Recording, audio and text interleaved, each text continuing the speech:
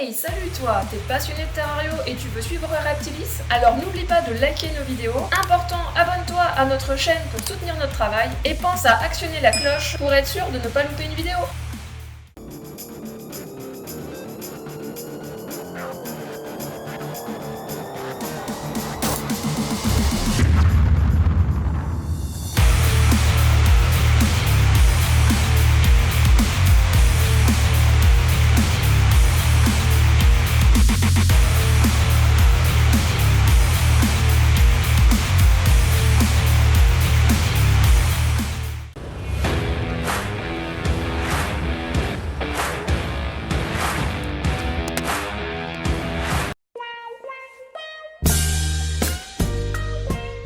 Salut les terrarios, moi c'est Anne-Laure, bienvenue sur notre chaîne Reptilis Channel.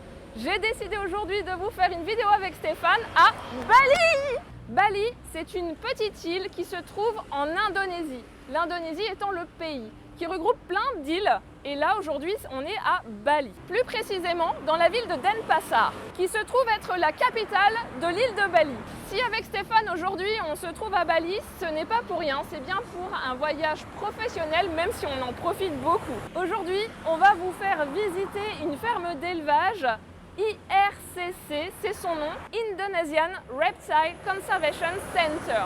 Cette ferme d'élevage est gérée par Ludovic David, un grand passionné de reptiles. Je dois parler assez fort parce qu'en fait ici c'est l'effervescence au niveau du trafic.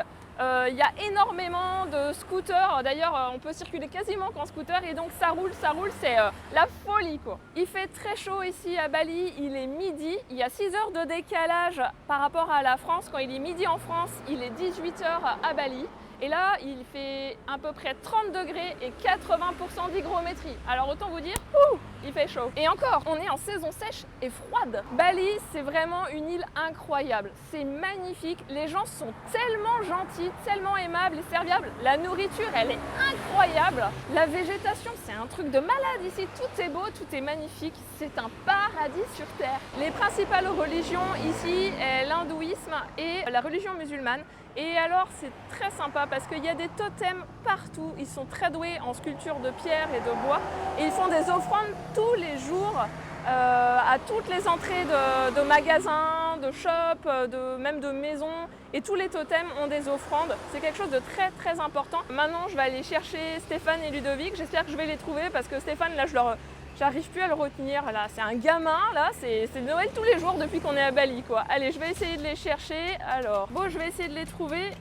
Autant vous dire que ça va être compliqué parce que j'arrête pas de courir derrière. Stéphane, Ludo, c'est la mat Paggy. Stéphane, Ludo, wouh.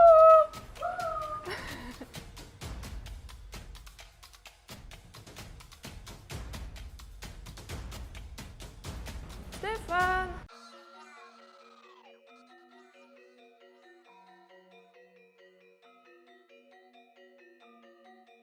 C'est la mat Paggy.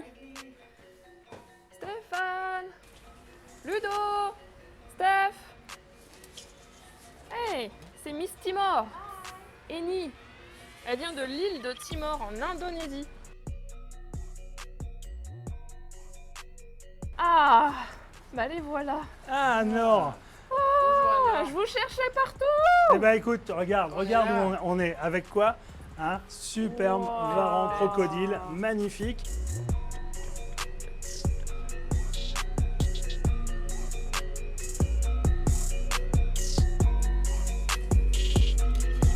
Bonjour tout le monde, alors aujourd'hui on est au cœur de IRCC, Indonesian Reptile Conservation Center, avec donc Ludovic et une de ses mascottes. Enfin, c'est vraiment la bête endémique d'Indonésie, pour les amateurs de varans en tout cas. On est heureux évidemment, vous doutez que c'est le paradis. Ah, c'est mignon ça. En quelques mots, cette structure qui a démarré il y a un peu plus d'1 an maintenant est sur 2000 m². Environ entre 700 et 800 m² sont déjà équipés, prêts avec des animaux. Et il a déjà une collection de près de 900 animaux qui sont destinés à la reproduction d'espèces locales pour l'instant, mais d'autres projets vont arriver. Alors, le but de cette ferme par rapport à d'autres choses qui se font en Indonésie, bien sûr, il y aura un peu d'animaux acclimatés qui seront proposés, mais le but surtout de Ludovic, c'est de reproduire cette faune pour être totalement indépendant et avoir des vrais animaux nés en captivité. Parce que comme partout, les lois changent, on ne sait pas demain comment sera fait. Et puis surtout, tu es un passionné et ça améliore la qualité des animaux et ça préserve un tas de choses. Alors, qui de mieux que Ludovic pour se présenter et présenter son entreprise? Vas-y Ludovic, raconte-nous un petit peu ton parcours. Alors bonjour à tous, c'est un parcours vraiment atypique et très long à raconter en quelques minutes, c'est quasiment impossible. Mais dans les grandes lignes, ça commence grosso modo à l'âge de 15 ans dans la Drôme avec mon premier python royal. Un amour pour la nature immodéré, tous les week-ends dehors à chercher des bestioles, que ce soit des vipères aspics. La faune de la Drôme est assez riche pour ça, c'était le début de la passion. Et ça n'a jamais cessé de me quitter. Donc là, maintenant, je me retrouve ici en Indonésie, à la tête de ce centre. C'est un peu un rêve, puisque j'ai toujours voulu faire ça et surtout préserver cette faune indonésienne qui est incroyable au niveau de la quantité d'espèces, des variations de ces animaux. Comme vous voyez, cette femelle Salvadori, là, c'est juste un rêve. Mon parcours n'a pas été toujours dans les reptiles, dans la plongée, dans la musique. Mais j'ai toujours eu les animaux avec moi. Beaucoup d'entre vous peut-être m'ont connu à l'époque où j'étais en Europe avec mon centre d'élevage qui s'appelait EBCC, European Boid Conservation Center, et j'ai reproduit pas mal de boïdés. J'ai fait quelques formations aussi avec notamment Olivier Marquis, Lionel Schilleger, Karim Daouès, que vous connaissez tous. Voilà, donc suite à ça, après de nombreux voyages ici en Indonésie, tombé complètement amoureux de cette faune, de ce pays extraordinaire, 17 000 îles, vous imaginez. Donc sur chaque île quasiment de nouvelles localités, variations de couleurs, nouvelles espèces. On en découvre encore, on a ici une espèce de vipère qui a été décrite l'année dernière de Sumatra, pourtant une assez grande île. Vous voyez, tout est encore possible ici et c'est juste une faune incroyable qu'il faut absolument préserver. Donc c'est le but de ce centre d'élevage ici. Alors Ludovic, dis-nous, ça fait combien de temps maintenant que tu es en Indonésie? Alors ça va faire bientôt 11 ans en Indonésie avec seulement 2 petits retours en France. Tellement j'étais occupé ici avec cette faune incroyable. Je suis arrivé en Indonésie pour développer en fait un programme d'élevage en captivité dans une des plus grandes fermes d'élevage d'Indonésie. Je me souviens d'ailleurs, je t'avais envoyé des pythons moulures albinos énormes. Exactement, on avait une femelle qui faisait presque 5 mètres, qui est arrivée ici en Indonésie, c'était épique. Hein. Ouais, c'était complètement incroyable. Pour nous, d'envoyer une bête aussi grande et en plus en Indonésie, ça a été tout un parcours, mais c'était vraiment cool. Alors, j'ai travaillé dans différentes fermes d'élevage en Indonésie, ce qui m'a permis de bien connaître ce milieu de l'intérieur. C'est quelque chose qui est franchement long et comment dire, un peu inaccessible quand on arrive ici pour la première fois. C'est très très difficile de percer tous les mystères et les secrets de l'Indonésie. De par l'immensité du territoire, de par leur culture, de par toutes les réglementations, l'administration, tout ça, il y a des choses très très compliquées. Et on n'arrive pas ici en Indonésie en disant « bon, maintenant je fais ça, je démarre ». Non, c'est juste impossible. Donc ça prend beaucoup de temps, beaucoup de patience de connaître toutes les ficelles, entre guillemets, tout ce qui se passe ici. De vivre avec ces gens et de les accepter, d'accepter leur mode de vie, leur tradition. Et donc maintenant, tu peux m'expliquer pourquoi tu as décidé de créer ta propre ferme d'élevage? Alors tout simplement pour une raison, parce que je voulais, maintenant ayant fait le tour un peu entre guillemets de la question dans le milieu du reptile en Indonésie, j'ai voulu créer mon propre centre avec ma propre philosophie, c'est-à-dire vraiment axé sur la conservation au maximum, préserver toutes ces espèces et localités d'îles qui sont absolument incroyables. Et c'est vraiment l'âme de ce centre, c'est la conservation, la préservation. Donc on va s'atteler ici à reproduire un maximum de toutes les espèces, notamment par exemple les varans. On a ici presque 2000 m² qui vont être pour plus de 1000 m² dédiés à eux. Donc c'est quelque chose qui me tient vraiment à cœur parce que ce sont des animaux formidables qui sont encore très peu reproduits et espérez vous procurer de nombreux bébés magnifiques en Europe. Voilà. Ça, c'est cool. Alors, une chose quand même qui est importante, parce que tout à l'heure, tu nous parlais d'intégration, de comprendre un petit peu les Indonésiens. Ils parlent couramment balinais, indonésien. Parce qu'il faut savoir qu'ils ont chaque pays, chaque région a son propre dialecte, mais quand on est avec, c'est incroyable parce que lui, il nous dit « Ouais, les locaux, moi je suis un local, quoi. » Il est complètement intégré. D'ailleurs, c'est très important de pouvoir parler avec les gens directement en indonésien parce que déjà, beaucoup d'employés que vous avez dans les fermes en tant qu'employés, si vous voulez travailler correctement avec ces gens-là, il faut les respecter et parler leur langue. C'est quasiment, beaucoup ne parlent pas anglais, donc c'est quasiment, c'est inévitable. Hein. Alors Ludovic, si tu devais aller juste dire un petit coucou à nos amis terrariophiles qui nous regardent, on t'écoute. Donc à cette heure de la journée, on est le midi, donc c'est siang, donc selamat siang teman dari Terrario. Ini saya mau presentasi yang biawak Salvadori dari Papua. Il nous a dit bonjour du midi et qui nous présente cette superbe femelle, donc Varan Salvadori de Papouasie. Alors Ludovic, bon là on a dans les mains 2 magnifiques Microlophus. Moi je suis fan de cette espèce, mais avant d'en arriver là, je suppose que ta vie elle n'a pas été facile en 11 ans l'Indonésie. Enfin, nous on n'y est que depuis 10 jours, mais on voit que c'est quand même quelque chose qui n'est pas facile. Tu peux nous raconter en quelques mots Oui, tout à fait. Ça n'a vraiment pas été évident sur plusieurs aspects parce que beaucoup de gens viennent ici en Indonésie, trouvent les gens formidables, tout ça, mais il y a toujours l'envers de la médaille. Et il faut bien se rendre compte que vivre ici, c'est vraiment pas facile tous les jours, quoi que les gens pensent. Et bien sûr, il fait beau, bien sûr, il y a la mer, c'est paradisiaque, vous avez plein de choses, mais il y a plein d'autres aspects qui sont plus ou moins négatifs, on va dire. Mais suite à ça, les fermes d'élevage, j'ai eu une période un peu sans travail, on va dire, où j'ai dû gagner ma vie par d'autres moyens. J'ai fait de la plongée, j'étais instructeur de plongée et j'ai eu un bateau de croisière de plongée où là j'ai parcouru l'Indonésie de long en large avec ce bateau jusqu'au tragique jour où malheureusement ce bateau a sombré. Tragique oui dans un sens ou non parce que le destin a fait que suite à ça maintenant j'ai pu commencer à créer cette ferme, donc une partie de rêve aussi. Donc le bateau a été un rêve, ça c'est sûr, c'est certain, ça s'est arrêté. J'étais photographe sous-marin aussi, instructeur, plongeur recycleur. Toutes ces choses un peu exceptionnelles, c'est sûr. J'ai vu des endroits que peu de personnes peuvent voir au monde. Pour finalement entamer ce deuxième rêve, qui celui-là j'espère va durer jusqu'au bout.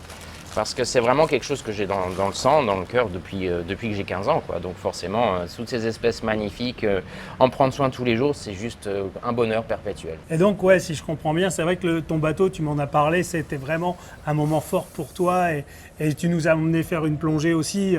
On voit que tu maîtrises bien et je pense que ça a été un coup dur. C'était un coup, c'est quelque chose que je ne souhaite à personne dans sa vie, effectivement. C'est redémarrer de zéro puisque ce bateau était ma maison. J'avais tout mon matériel, toutes mes photos. J'ai perdu des milliers de photos, tout mon matériel. C'était une deuxième maison. Donc repartir de zéro avec presque, honnêtement, sans faire de drame excessif. Je suis reparti avec 200 € de rien. Et maintenant, voilà, on en est là. Eh ben, écoute, moi, ça me fait vraiment plaisir. C'est vrai qu'on se connaît depuis maintenant pas mal d'années. Nous, c'était à Strasbourg quand on s'est connus. C'était à Strasbourg et en Alsace. En Alsace, dans les premières bourses du Terra Club. Du Repto Terra Club. Repto Terra Club, c'est ça. Repto Terra Club. Ouais, donc c'était cool. Moi, ça me fait vraiment plaisir d'être ici avec toi, en tout cas.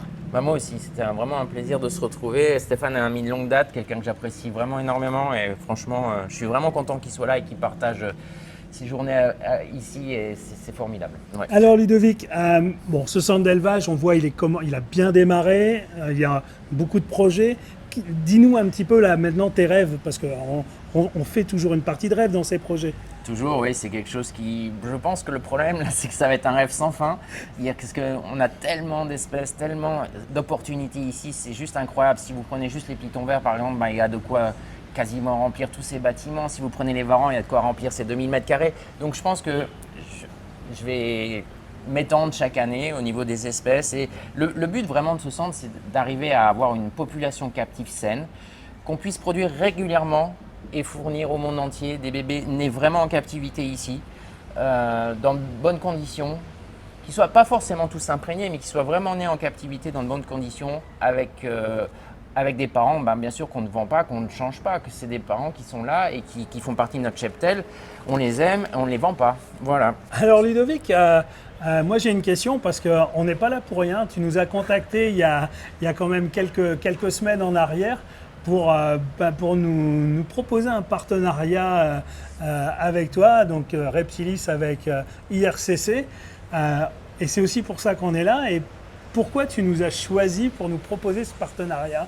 Alors l'idée m'est venue assez rapidement en fait, parce que je cherchais, comme on en a discuté aussi une fois, dans ton sens, trouver un partenaire pour l'Indonésie. C'était un désir que tu avais aussi, que tu m'as dit récemment, que je ne savais pas à l'époque où je t'ai recontacté, mais ce milieu est quand même assez spécial. Et au niveau des partenariats, au niveau des gens en qui on peut faire confiance, en fait, c'est pas quelque chose de si évident que ça, et même très très très difficile.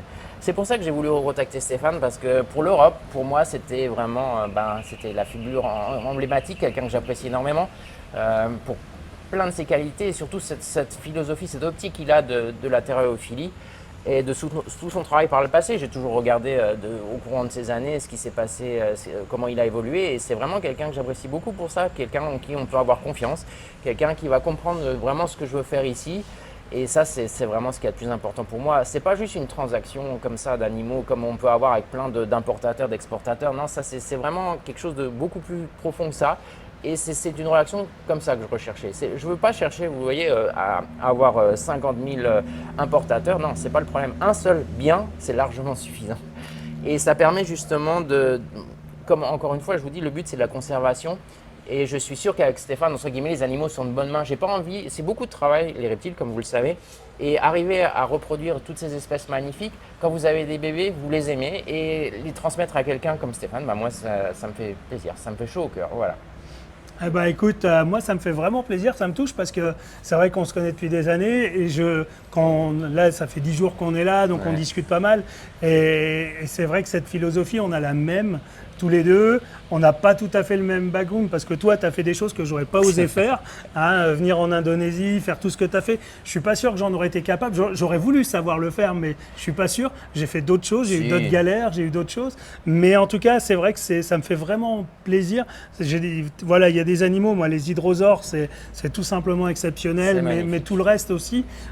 Et ça me fait vraiment plaisir ce que tu viens de dire. Alors, moi, je m'étais posé la question un petit peu de quel était l'intérêt de Reptilis pour être cet importateur.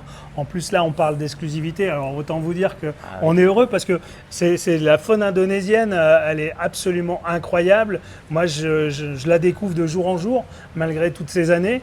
Et je suis vraiment content parce qu'on va pouvoir faire partager à nos clients, donc à vous, à des animaux exceptionnels qui vont arriver, pareil, dans de très bonnes conditions, qui seront nés en captivité ou sélectionnés, acclimatés. Enfin voilà, on va pouvoir vous proposer des tas de choses. On réfléchit d'ailleurs à plein de mises en place possibles pour vous tenir au courant de l'élevage ici. Enfin voilà, ça fuse les idées. On a même failli ne pas rentrer, de rester à Bali. Mais bon, on a quand même l'élevage et toute notre équipe, donc on va rentrer.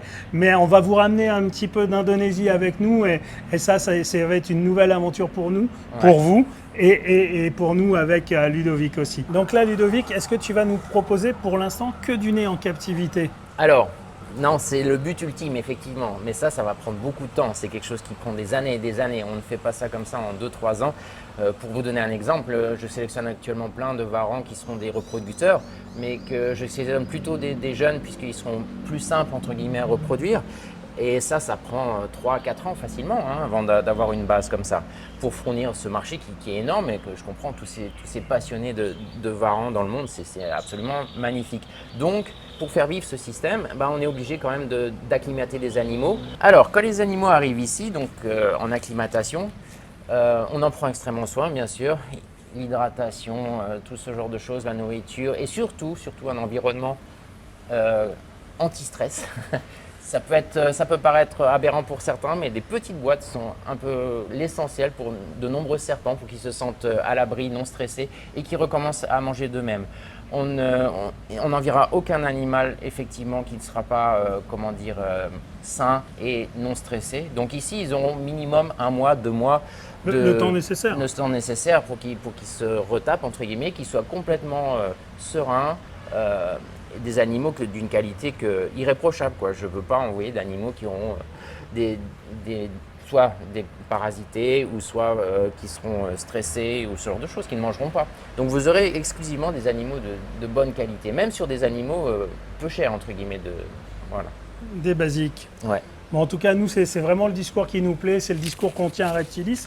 Et nous, évidemment, de notre côté, une fois qu'ils arrivent, bah, c'est pareil, ils vont subir une période d'acclimatation pour voir si le transport s'est bien passé, si tout va bien.